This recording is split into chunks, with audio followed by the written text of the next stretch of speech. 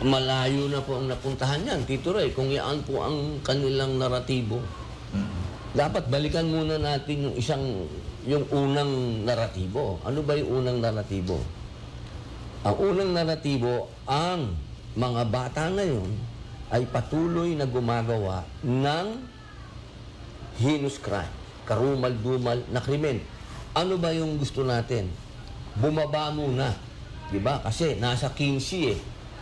Diba? Nasa 15 pababa, walang pananagutan. Hindi, ibinaba ko na nga 10. Dapat 10 pataas, may pananagutan. Diba? May pananagutan sa isip. Sa akin kasi, tinatanggap ko na sa edad na yan, ay alam na niya ang tama at mali. Yun muna ang una. Anong parusa?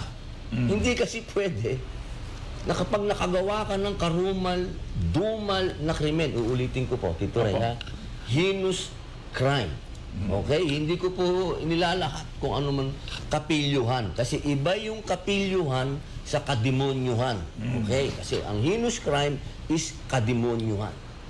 Okay? Pag nakagawa yung bata ng heinous crime, hindi na siya bata. 10 pataas. Di ba? Ano ngayon? Ano ngayon ang magiging solusyon natin? Kasi yun eh. Number 1, parusahan. Ano yung number 2? Anong solusyon? Kaya ako po sinasabi, noong kami nag-usap-usap doon, kasi hindi ko po tinatawag na debate yun. Ang tawag ko po doon ay pag-uusap. Kasi hindi naman kami nag-away. Ang debate kasi nag-away.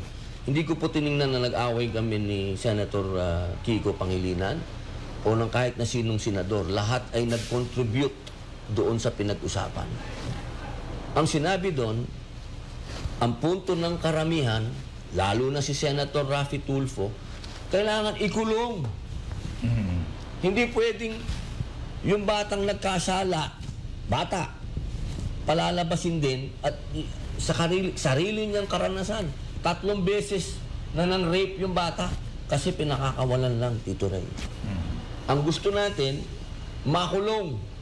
Kasi hindi po pwede na ang taong nagkasala ay hindi makulong.